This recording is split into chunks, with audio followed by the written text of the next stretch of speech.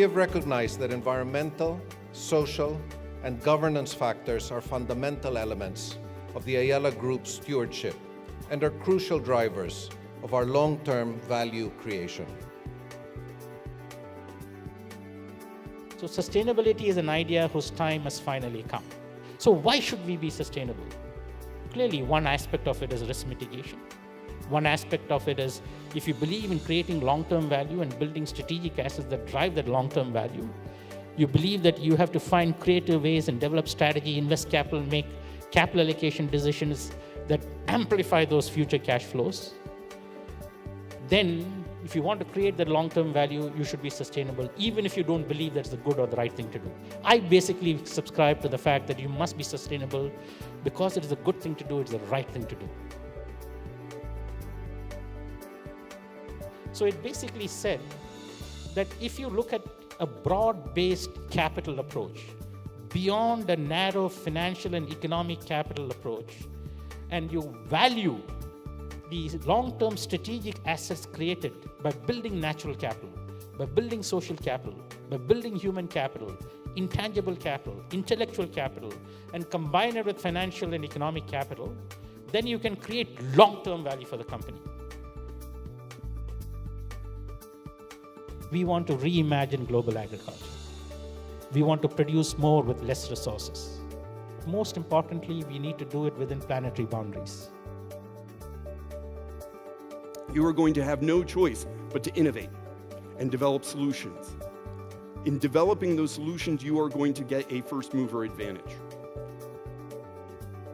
Fundamentally, both Fernando and I think our top executives are completely convinced that if you can build a sustainable model into the institution, and that covers much more than the environment, about issues of how you treat your employees, your engagement in the national development agenda, and issues that include inclusivity as well, then you're creating a framework for an institution to be relevant in the future.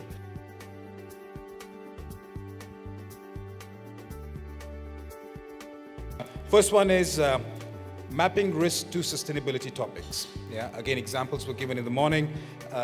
It's really about what type of sustainability risk are included in your risk register.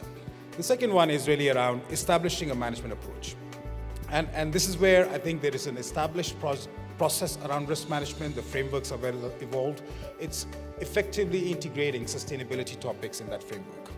The third aspect, which I believe extends the risk management approach, sustainability extends the risk management approach, is disclosures. As you would know, there are a lot of regulations in place, and also from a shareholder value, engagement with the stakeholders, more and more companies are disclosing their sustainability performance, but not necessarily you're disclosing your risk performance. Yeah. And the last one really is embedding that into your culture to understand really the maturity of the risk management processes and sustainability processes. It's really about the adoption, how integrated that is with your business operations, how integrated that is with people's mindsets and behaviors. This is good findings, because then you can do something about it. And you also need to be prepared to be accountable and stand for it. If someone discovers it, if there's a notice in the newspapers, it's a good thing, because you have the intention of working towards a certain direction. People understand that it's not going to be perfect, and you're learning along the way. And only by doing this is also when you can drive and deliver change. We need business and investment to step up. The single biggest poverty alleviation event in world history was the industrialization of China. Over a very short period of time, they brought 500 million people out of abject poverty. But we can't afford the environmental costs of the next wave of industrialization. The biggest hurdle here is for the risk management conversation in the organization to move from the value protection to value creation. I think enough has been talked about since the beginning of the day about the opportunity that exists. So I say the key to success is vision and resilience. Just like a dance performance, you need to know, what do your audience want to see? What are they going to enjoy? And how am I going to get there? And also, what I love about it is bringing people together. We've already said with risk management, you cannot run the ship solo. You need to speak to people within your organization. You need to bring everyone together.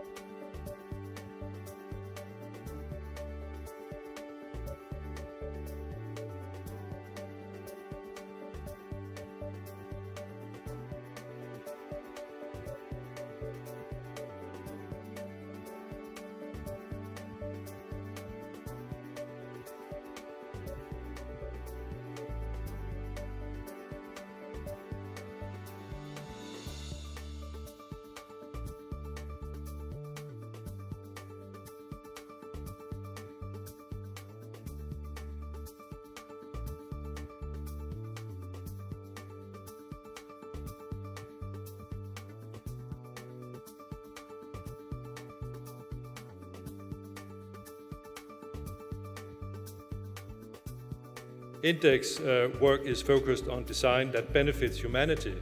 Therefore, they talk about design to improve life. The Index Award is the world's largest monetary design prize, and Index Award is the world's first sustainable design prize. There is a great potential for Filipinos and Philippine companies to participate in the Index Award competition.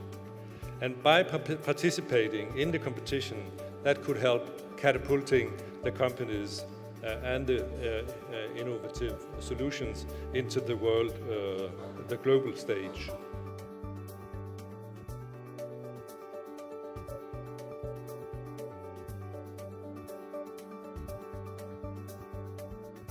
Each of us have to change.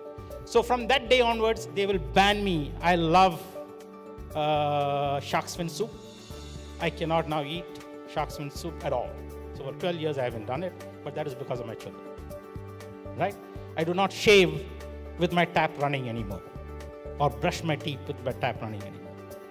We cannot change this world if individually each of us do not become more conscious and be the change that we want to see now.